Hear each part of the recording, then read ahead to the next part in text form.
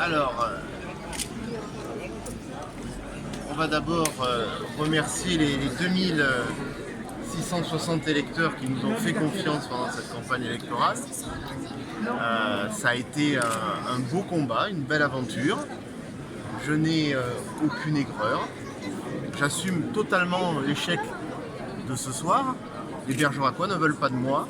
Bon, c'est comme ça, c'est un fait. C'est la vie politique, c'est cruel.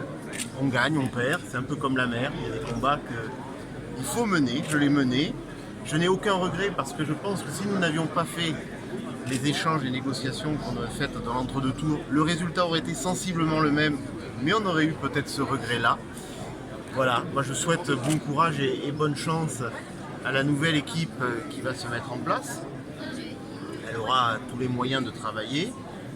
Je serai là où je dois être, vigilant, de façon aussi à ce que un certain sérieux soit mené. Moi je veux avoir une pensée pour certains bureaux de vote, notamment dans les quartiers, qui ont voté massivement pour moi et pour mon équipe. C'était souvent la première fois qu'ils votaient, ils étaient très jeunes, etc. Et donc je veux leur dire qu'il ne faut pas être triste, moi je ne le suis pas, et que de toute façon ils savent qu'ils peuvent compter sur mon engagement, ma détermination à toujours faire entendre la voix de ceux qui sont plus ou moins les exclus de la politique de la ville. Donc je serai toujours là à leur côté. Voilà, maintenant c'est le jeu démocratique.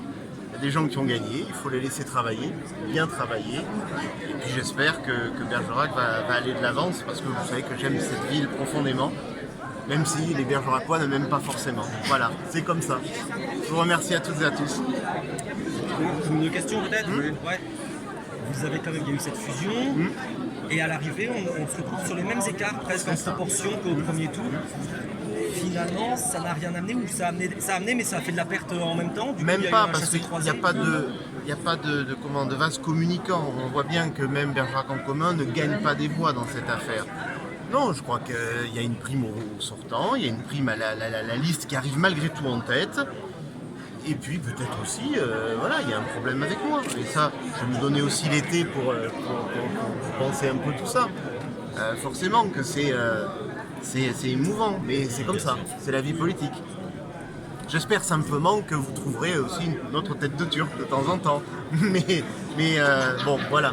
Je pense avoir été à peu près propre pendant toute la campagne électorale, et c'est ça qui me conforte aussi dans le bien fondé de ma démarche. Est-ce que ça a pu brouiller le message, la fusion? Non. C'est plus trop finalement. Non, mais parce que on était dans une élection d'entre-deux tours qui a duré 3 mois. Voilà, donc circonstances exceptionnelles, contexte exceptionnel, participation très médiocre. Qu'est-ce qu'aurait été cette élection si elle s'était déroulée dans des conditions normales? On n'en sait rien. Aujourd'hui, il y a des vainqueurs et il y a des vaincus. Et on se saura, c'est moi qui ai clairement perdu. Vous allez siéger dans l'opposition? Bien sûr, alors, je vais me donner un petit peu de repos. Hein, ça, je vous le dis, je ne vais pas déserter, mais je vais me donner un petit peu de repos. Et puis on se retrouvera probablement à la rentrée. Voilà. Mais là, je vous demande juste de m'accorder un tout petit peu de repos. Quoi. Voilà. Merci à vous tous.